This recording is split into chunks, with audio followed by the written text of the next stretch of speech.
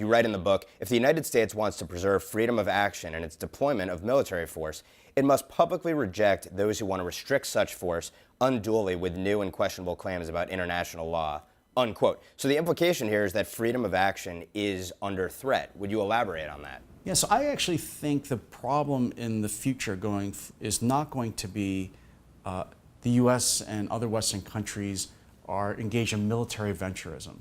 The real problem is that the U.S. and our allies are going to use force too little, given the threats that are facing the world today. So you can even see signs of that in the reaction to President Trump when he went to Europe in his first trip, and he didn't read the standard declaration of U.S. support for NATO and self-defense of all the members. People flipped out in Europe and the United States. Why? It's because people worried the United States is actually going to start pulling back from the world. That's actually part of the, I think, motivation behind people voting for Trump in terms of foreign policy. They don't want the U.S. to keep incurring these kind of casualties and have a big footprint in terms of troops all around the world.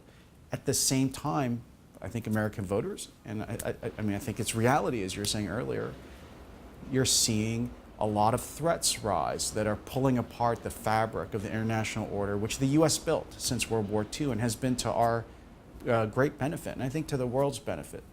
To keep that order going, to maintain it, you have to use force from time to time to stop people who want to upend that order, to stop regional threats, I think like in Iran, for example, or North Korea, or to stop, if you have the resources, stop grave human rights disasters like in Syria, for example. If the U.S. and the West play by these rules that people want us to, it's going to mean that we're just going to use force less often, and then these problems are going to get worse and they're going to grow unstopped.